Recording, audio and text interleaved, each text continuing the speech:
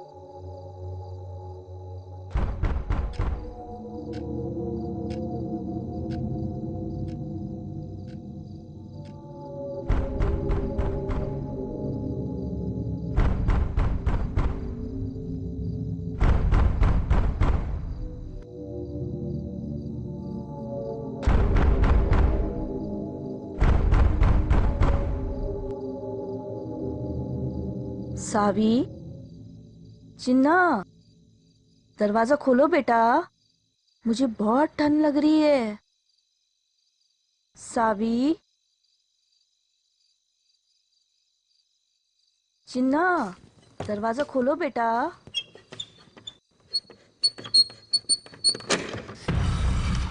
सावी, ये क्या कर रही थी तुम? दरवाजा क्यों खोल रही थी? हाँ? माँ, वो मैं दरवाजा बंद करती हूँ।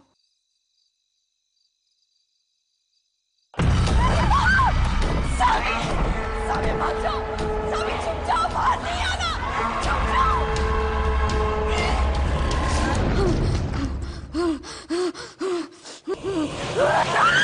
अम्मा!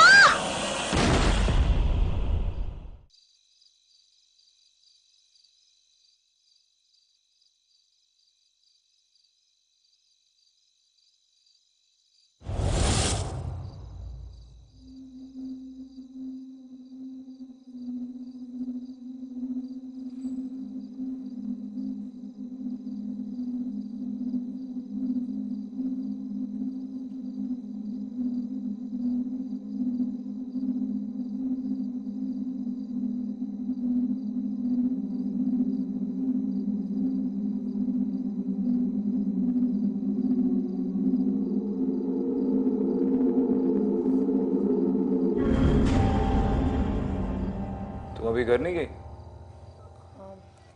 नहीं, वो मैं एक केस पे रिसर्च कर रही थी। ये देखो, आज पेपर में गोवा में हुए एक रीसेंट डेथ का आर्टिकल आया था। विक्टिम की बॉडी उसके घर से मिली और बॉडी पे बहुत सारे स्क्रैचेस और कट्स थे, जैसे किसी जानवर ने उस पर अटैक किया। और ये देखो, क्राइम सीन पे भी कुछ इस तरह के सिंबल्स मिले हैं। मैं हमारी फाइल से चेक कर रही थी, मुझे लगा शायद मर्डर घर के अंदर हुआ है और कोई फोर्स्ड एंट्री भी नहीं है।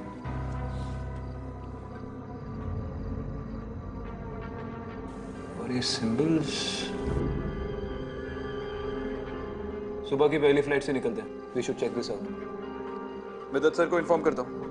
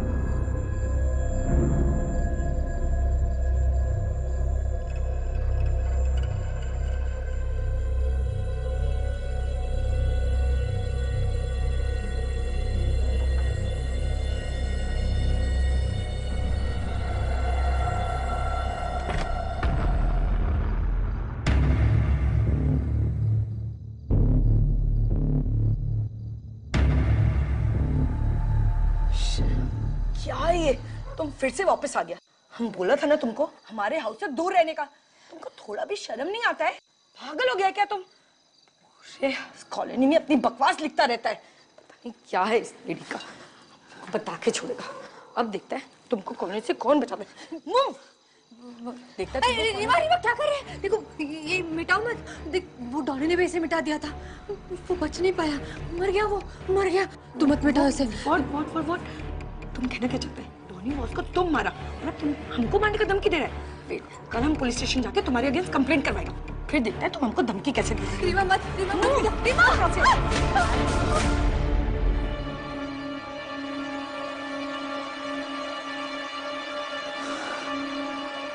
अच्छा हुआ मैड वुमन।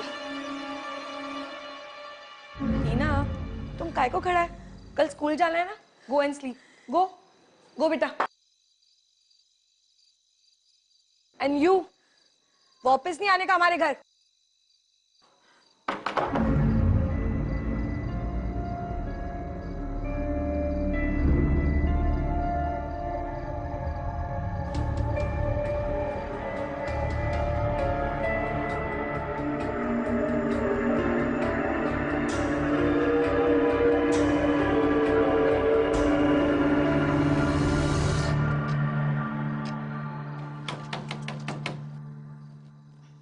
रॉबर्ट,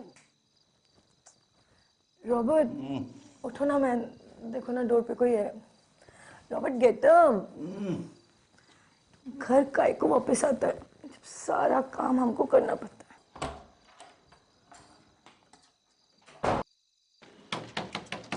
रीमा, कौन है? Who's there? रीमा मैं तुमसे बात करने आई हूँ। मुझे तुम्हें सॉरी बोलना है। प्लीज दरवाजा खोलो। फिर से वापस आ गया। आज इसको नहीं छोड़ेगा मैं। आज तो इसको बता के रहेगा। उड़ेगा नहीं हम तो।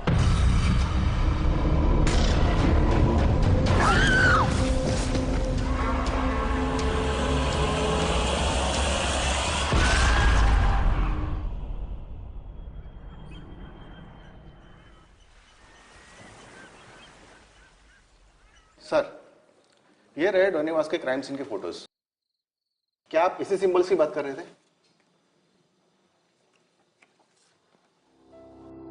विक्रांत, ये सिंबल्स तो बिल्कुल अलग है।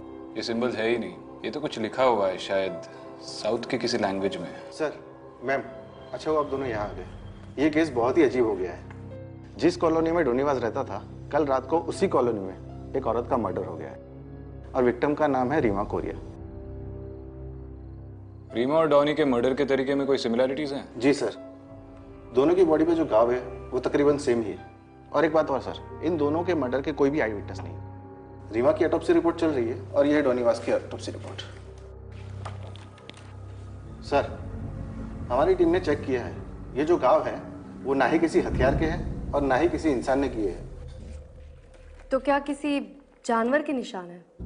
आर्टिकल में तो यही छपा था ना? नो मैम, एनिमल एक्सपर्ट ने भी कंफर्म किया है, ये किसी जानवर के भी नाखूनों के निशान नहीं है। ये कैसे हो सकता है? सर, यही तो इम्पॉसिबल है।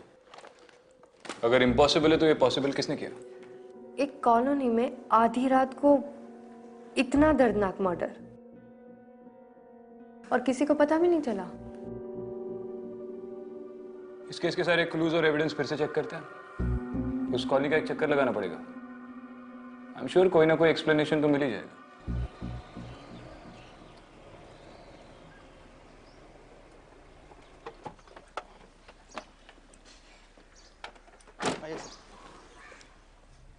यही है फर्स्ट विक्टिम डोनीवास का घर। उसका डेथ के बाद उसका पूरा फैमिली ये कंट्री छोड़ के चला गया है। कौन कौन थे उसकी फैमिली में? मैम, उसकी वाइफ कैरन और उसका बेटा गिलबर्ट। इस गिलबर्ट की उम्र क्या होगी? सर, यही कोई 6-7 इयर्स। और घर में कहीं से भी फोर्स एंट्री नहीं थी? No sir.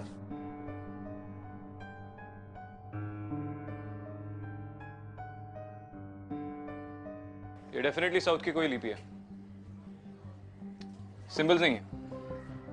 और तुमने देखा हर घर के बाहर ऐसा ही कुछ लिखा हुआ है।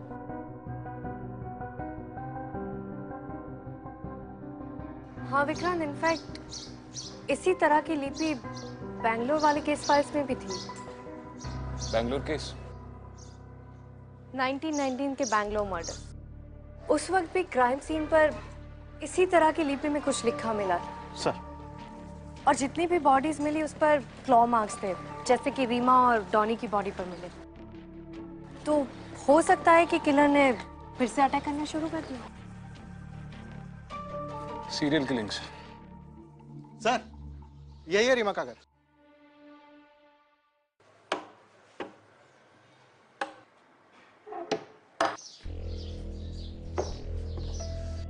इस घर में भी कोई फोर्स एंट्री नहीं है।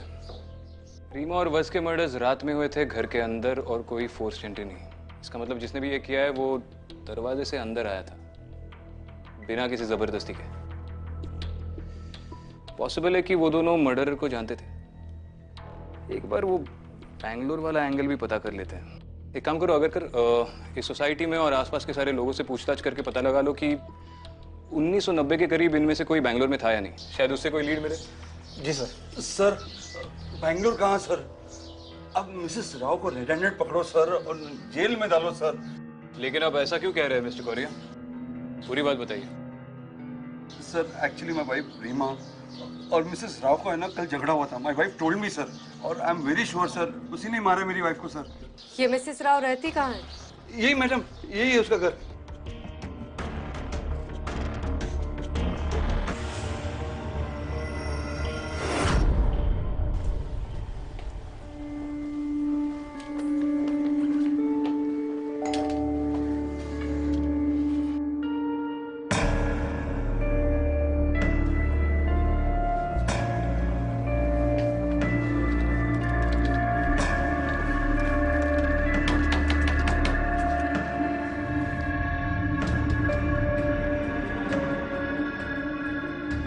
अगर जी सर।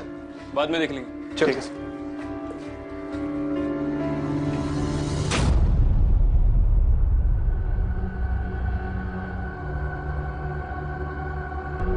अदिति,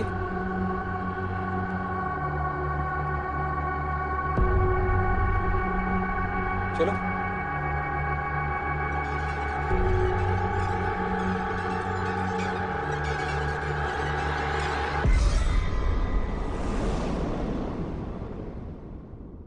दरवाजा क्यों खोल रहे थे? मैंने मना किया था ना, दोबारा मत करना।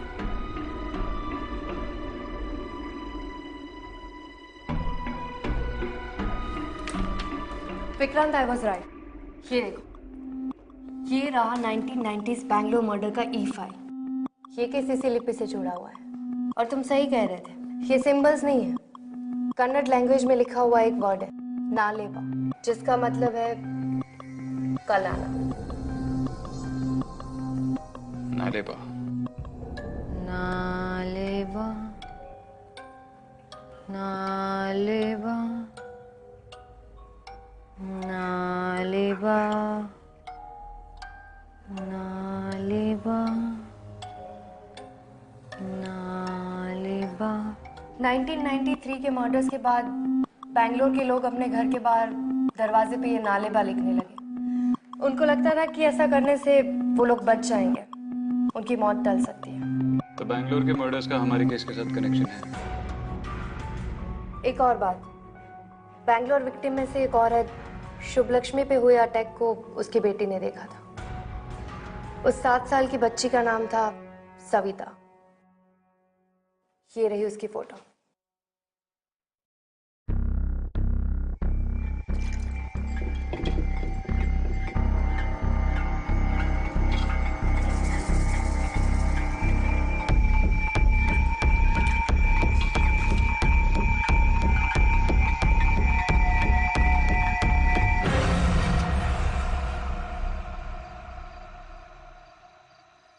ठीक है, चलो बाद में बात करता हूँ। अगर बता रहा है कि 1993 में इस कॉलोनी में से सिर्फ मिसेस राव ही बैंगलोर में थी। शादी के पहले इसका नाम सविता आचार्य था। यही शुभलक्ष्मी आचार्य की बेटी है।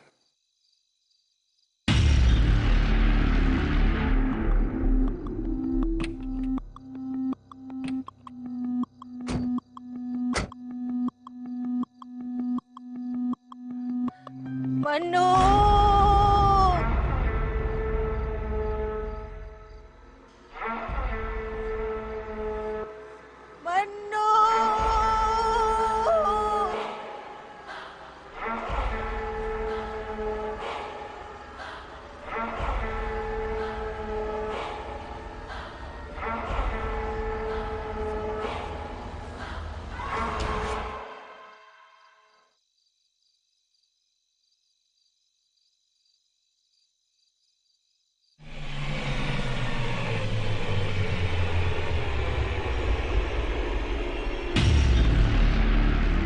नालेबा ने तो दिमाग खराब कर दिया यार। अरे तुम यहाँ क्या कर रही हो? वहां पे वो सविता घरों के बाहर नालेबा लिख रही है। चलो।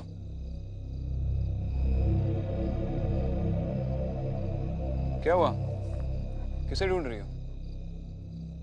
विक्रांत, अभी यहाँ पर एक औरत खड़ी थी, यहीं पर थी वो, एकदम बिल्कुल मेरे सामने थी मतलब कहाँ गई? वही तो, अचानक से कहाँ चली गई? वहम होगा तुम्हारा। चलो।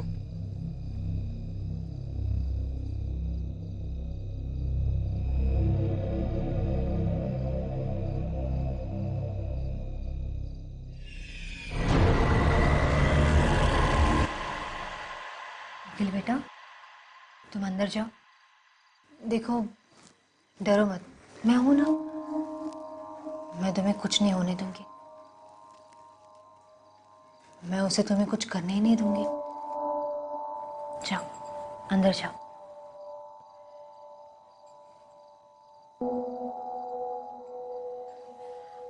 ऑफिसर, मैंने कोई गलती नहीं की है। हम ये नहीं कह रहे कि आपने कुछ गलत किया है, हम बस 2-3 सवाल पूछना चाहते हैं। आप कॉलोनी में सबके घर के बाहर ये सब क्यों लिख रही है? मैं ये सबको सेफ रखने के लिए कर रही हूँ। मैंने रीमा को भी बताया था, पर उसने मेरी बात ही नहीं मानी। उसके दरवाजे पे मैंने जो लिखा था, वो अगर वो नहीं मिटाती तो वो आज जरूर जिंदा होती। अब दरवाजे के बाहर जो ये नालेबा लिखती है, उसका मतलब क्या है? बचपन में मेरी अम्मा मुझे एक कहानी सुनाती थी। बेटा, उसे कभी घर पे नहीं आने देना। पता है, जब वो जिंदा थी ना, तब वो बहुत बच्चों को खा गई थी, लेकिन अब वो वापस भूत बन के आई है, और वो भी 30 साल बाद। अगर तुमने उसे वापस आने दिया घर पे, तो वो तुम्हें भी खा जाएगी। ऐसा क्यों अम्मा? पता नहीं बेटा, कहते हैं कि कुछ साल पहले उसका बेटा गुम हो गया था, फिर वो पागल हो गई, लेकिन अब वो वापस आके सबके घर में जाती है और पूछती है कि मेरा बेटा है क्या, और अगर किसी ने मना कर दिया तो वो उन्हें मार देती है। लेकिन बेटा, तुम इस सब से बच सकती हो। अगर वो आए ना, तो तुम कह देना नालेबा, ठीक है बेटा? मैंने कभी सोचा नहीं था कि मेरी अम्मा की कही वो कहानी एक दिन सच निकलेगी, कि वो एक कहानी मेरी जिंदगी की सबसे दर्दनाक सच्चाई बनेगी। और मैंने दरवाजा खोल दिया, मैंने उसे अंदर आने दिया, और उसने मेरी अम्मा को।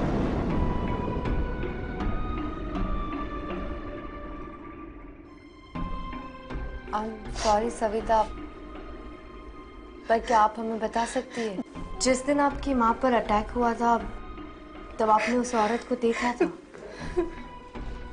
क्या वो लाल कपड़े पहने हुए थी?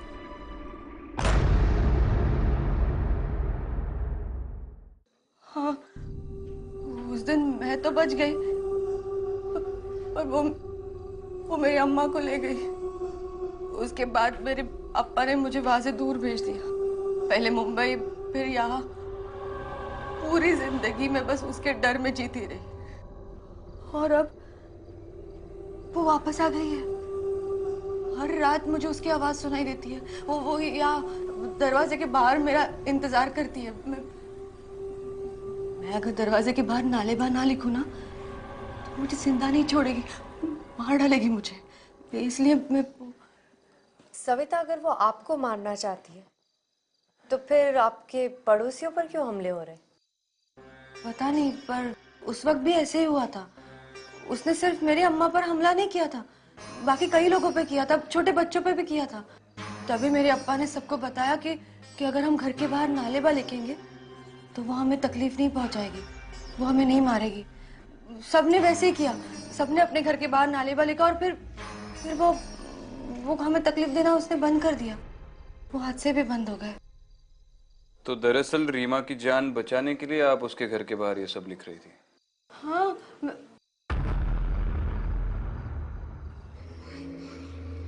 आप लोग मुझे पागल समझ रहे हैं ना ऑफिसर? पर मैं इसे मानती हूँ। नालेबा लिखने या कहने से मौत टल जाती है। क्यों कैसे ये सब मैं नहीं जानती, पर यही सच है। मैं बस सबको सेफ रखना चाहती हूँ और ये मेरी जिम्मेदारी है। और अगर मुझे सबसे लड़कर भी नालेबा लिखना पड़े तो भी मैं लिखूंगी।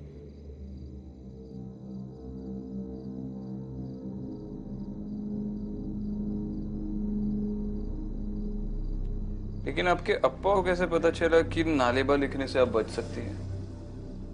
पता नहीं, मैंने कभी उनसे पूछा नहीं, उन्होंने भी बताया नहीं।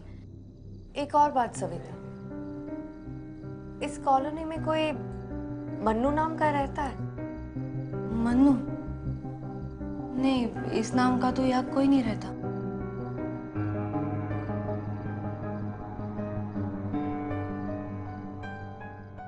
अगर नालेबा की बात सच है तो उसके बारे में कुछ ना कुछ आर्टिकल्स, रिसर्च रिपोर्ट हमें बैंगलोर की 90s की केस फाइल से मिली जाएंगी। लेकिन सविता का बैकग्राउंड चेक करना पड़ेगा। उस पूरी कॉलोनी में वो अकेली बैंगलोर से है जहाँ ये सारे मर्डर्स हुए थे। रीमा और सविता का जिस रात झगड़ा हुआ उसी रात रीमा का मर्डर भी हो गया। इतनी सारी चीजें सिर्फ एक कोइंसिडेंस नहीं हो सकती। विक्रांत, सविता सच बोल रही है। मैंने उसकी आंखों में वो डर देखा है और मैं जानती हूँ कि उस कॉलोनी में जरूर कुछ ना कुछ है। हाँ, कुछ ना कुछ तो है।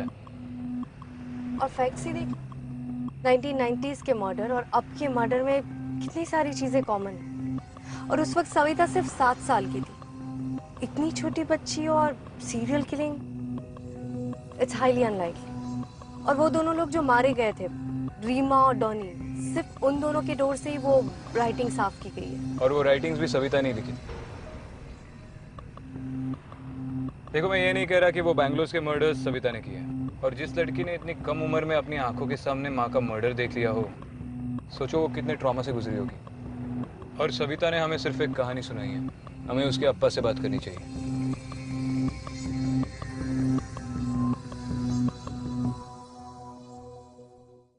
ये देखो विक्रांत, 1963 में मन्नू नाम के लड़के की मिसिंग रिपोर्ट है और रिपोर्ट उसकी माँ लाली ने वहां के जमींदार के खिलाफ लिखवाई। That's it? और कोई इन्फॉर्मेशन तो है नहीं? बच्चा मिला या नहीं, या फिर फैमिली से रिलेटेड कोई इन्फॉर्मेशन? आई थिंक हमें बैंगलोर से 1963 से लेके 1993 तक की मन्नू, लाली और जमींदार से रिलेटेड फाइल्स मंगवानी चाहिए। मंगवा लो।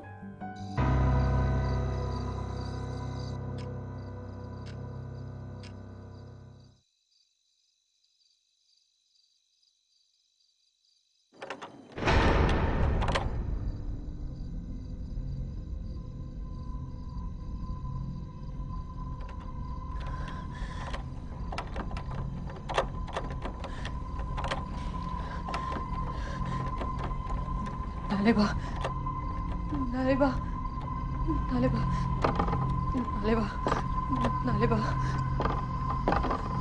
नालेबा, नालेबा, नालेबा।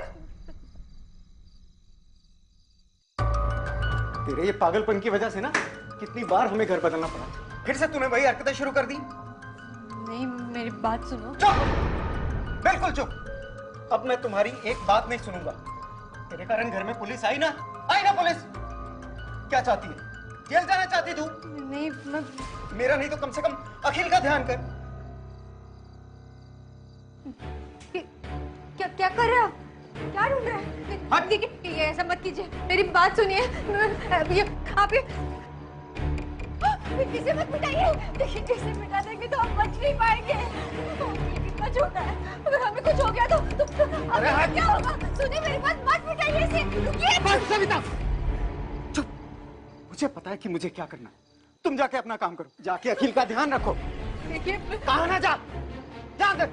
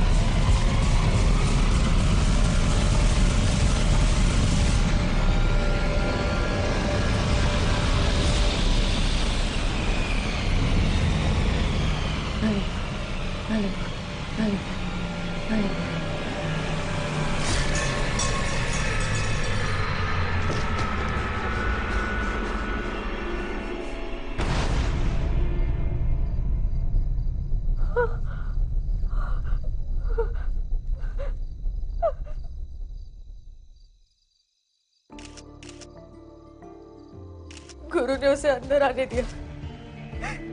गुरु ने उसे हमारे घर के अंदर आने दिया।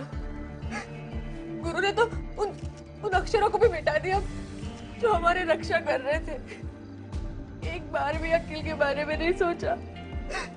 उसे अंदर आने दिया गुरु ने। गुरु, गुरु, गुरु।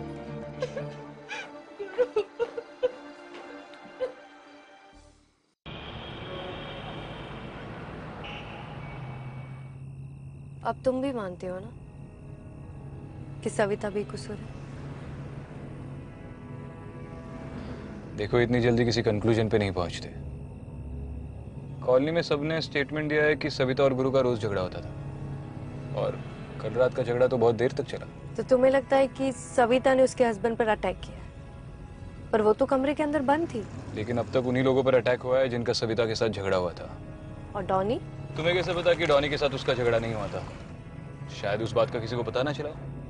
और तुम्हें सच में लगता है कि अपनी दरवाजे की दीवार से नालेबा हटाने की वजह से इन लोगों की मौत हुई है? आई नो ये अजीब है, पर पिछले कुछ महीनों में हमने ऐसी बहुत सारी चीजें देखी है जो समझ से परे है। तो हो सकता है कि सविता की... देखो अदिति, मैं मानता हूँ कि पिछले कुछ महीनों में हमने काफी अजीब चीजें देखी है, लेकिन हम हर केस को शुरू से इस नजरिए से नहीं देख सकते। दुनिया में नॉर्मल क्राइम्स, नॉर्मल क्रिमिनल्स भी होते हैं।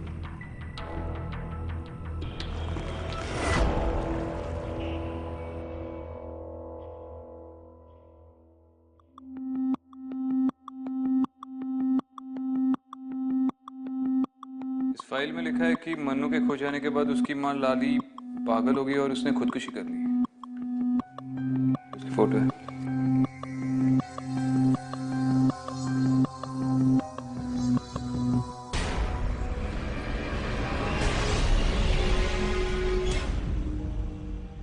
ये तो वही औरत है विक्रांत, जिसे उस रात मैंने देखा था। और ये देखो, इसमें लिखा है कि 1993 में सविता की मां के साथ उसकी 2 कजिन्स की भी डेथ हुई थी। सविता तीसरी बच्ची थी जो अटैक के बाद भी बच गई। बाकी के सारे विक्टिम्स भी उसी एरिया के हैं जहां सविता की फैमिली रहती थी। तो हो सकता है कि वो सविता को ढूंढते हुए वापस आई। तो क्या 25 सालों से छुट्टी पे थी? ये सब 25 सालों के बाद क्यों हो रहा है? और अगर सविता और उसकी फैमिली उसका टारगेट है, तो फिर उसके पड़ोसियों पे अटैक क्यों कर रही है? वही तो पता लगाना है। सर, एक बैड न्यूज़ है। सविता और उसके बेटे अखिल का एक्सीडेंट हो गया। कौन सा हॉस्पिटल?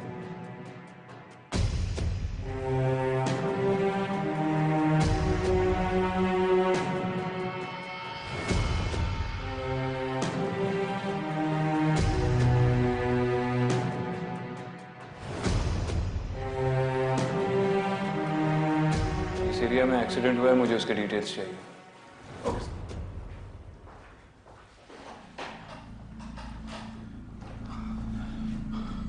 सविता। जी आप? मैं सविता का अप्पा। अखिल, अखिल बेटा, बेटा तू ठीक तो है ना? तुझे ज्यादा चोट तो नहीं है? ये क्या? मैं एसीपी विक्रांत और ये एसपी अदिति। हम ये केस इन्वेस्टिगेट कर रहे हैं। कुछ इन्वेस्टिगेट नहीं करना है, हमें बस यहाँ से निकलना है। मैं भी अपनी बच्ची को डिस्चार्ज करा के यहाँ से ले जाऊंगा। आप इन्हें ऐसे नहीं ले जा सकते। और वैसे भी सविता इस हालत में ट्रैवल नहीं कर सकती।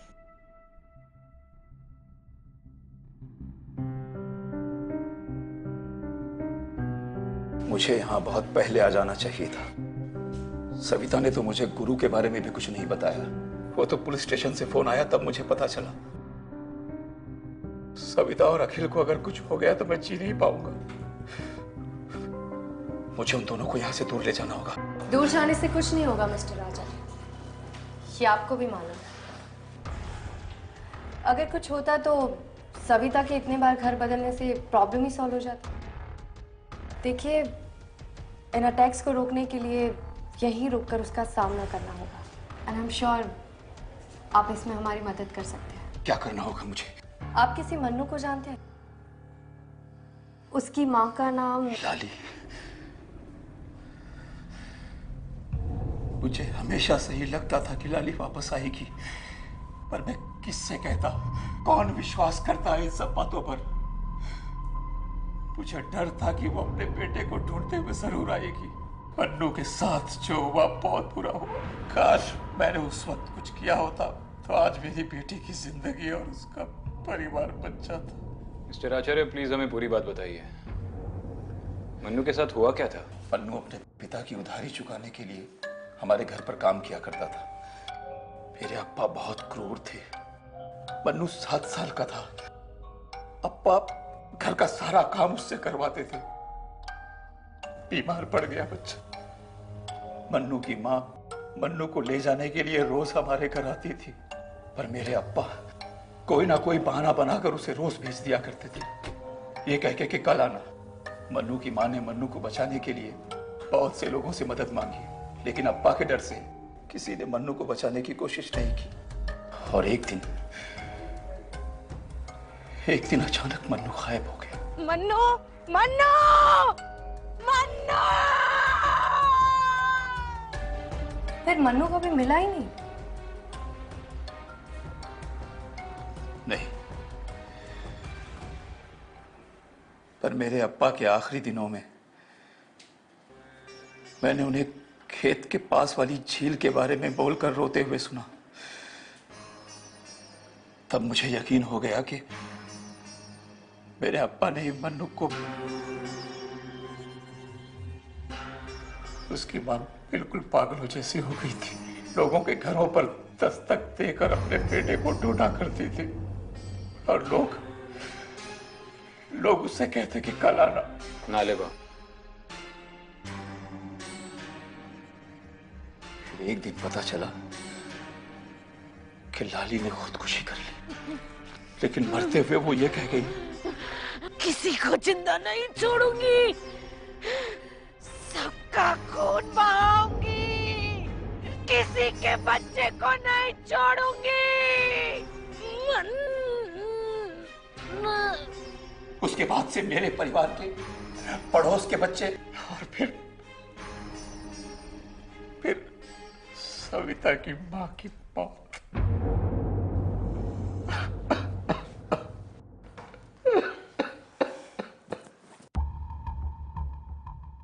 चलिए मिस्टर आचार्य, मैं आपको घर छोड़ देता हूँ। यहाँ डॉक्टर्स है, आदिति है। जैसे ही सविता को होश आएगा ये हमें कॉल कर देंगे।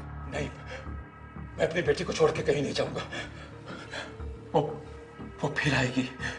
मैं कहीं नहीं जाऊंगा। मिस्टर आचार्य, मैं हूँ यहाँ सविता के साथ। आप लोग घर जाकर आराम कीजिए। वैसे भी अखिल बच्चा है, यहाँ उसका हॉस्पिटल में रहना ठीक नहीं है।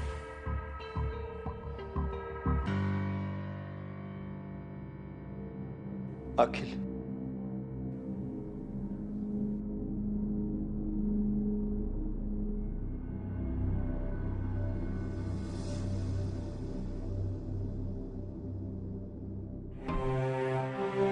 सही, आप क्या कर रहे हैं? आप वहाँ पे लिख नहीं सकते? नर्स,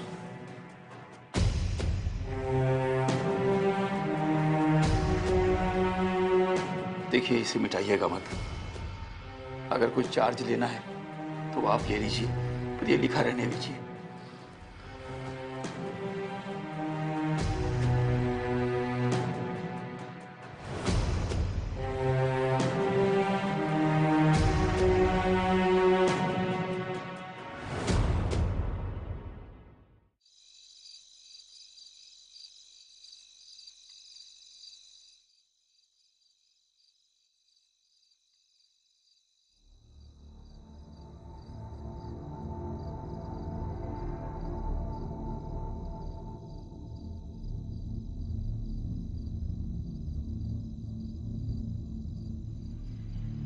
हाँ आदिति,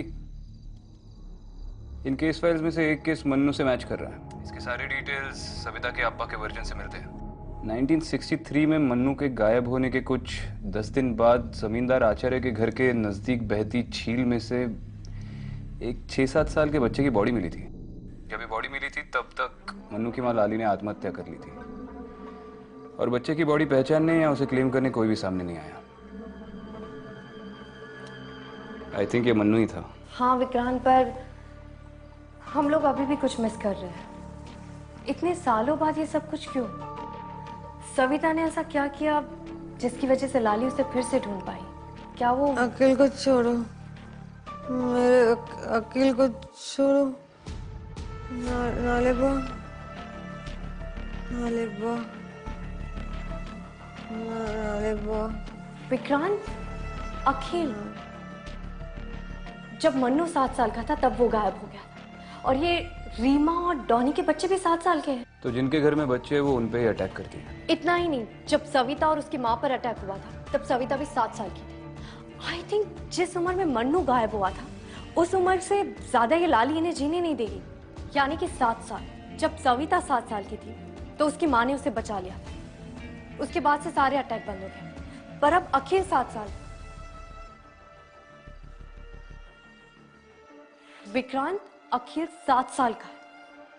शायद ये अटैक उसकी वजह से तो नहीं हो रहे। ये जो कोई भी है सविता के लिए नहीं है, अखिल के लिए वापस है। Vikrant be careful, I am sure वो वहां आएगी। वही तो मैं भी चाहता हूँ। मैं भी वहां पहुंचती हूँ।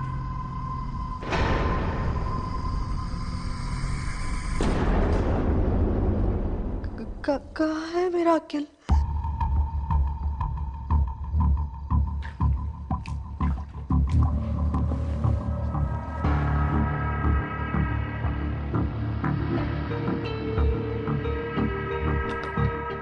आइए मैम, गाड़ी रेडी है। आराम से, आराम से।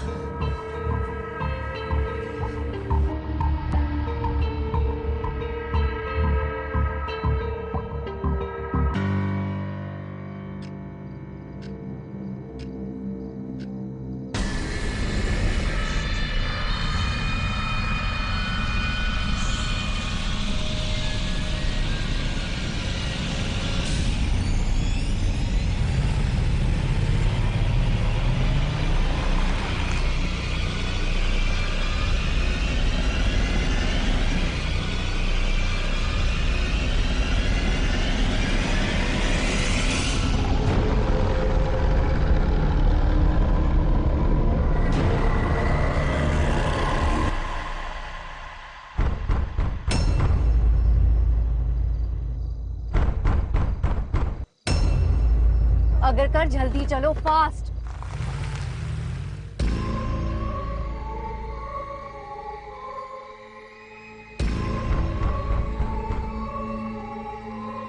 अखिल,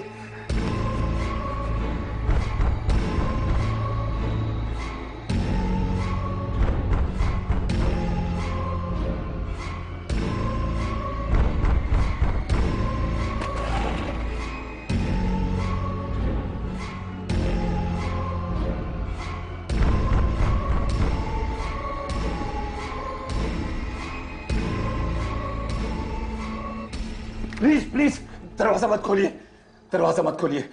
अगर वो अंदर आ गई तो हम सब मारे जाएंगे। वैसे भी कौन से जिंदा है आप?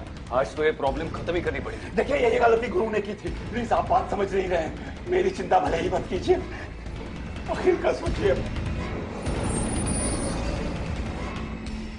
क्या हुआ? मैम गाड़ी बंद पड़ गई।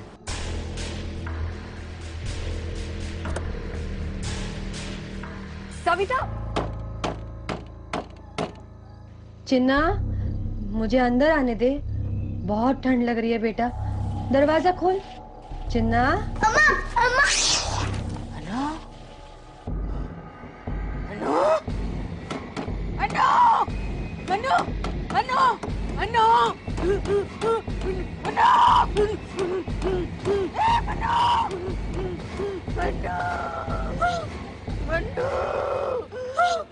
अखिल, अखिल दरवाजा मत खोलना।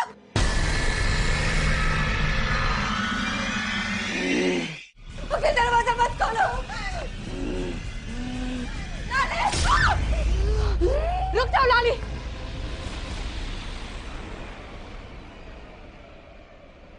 ये सब करने से तुम्हारा मन्नू वापस नहीं आएगा। तुम्हारा मन्नू दूसरी दुनिया में जा चुका है। लाली, तुम्हारा मन्नू मर चुका है।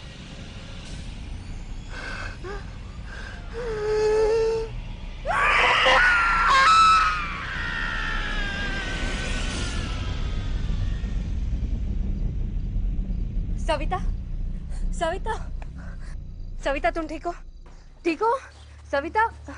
मेरा अंकल। विक्रांत, इसे जल्दी से हॉस्पिटल ले जाओ। अंकल। सविता, अंकल।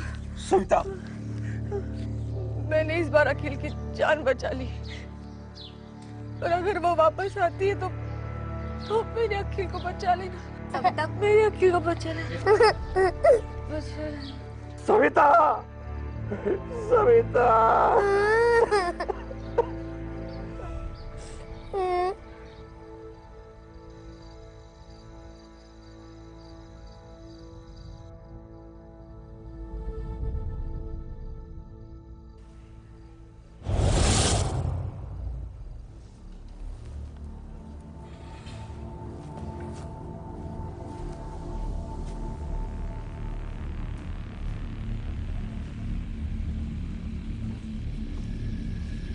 कॉफी? क्या सोच रही हो?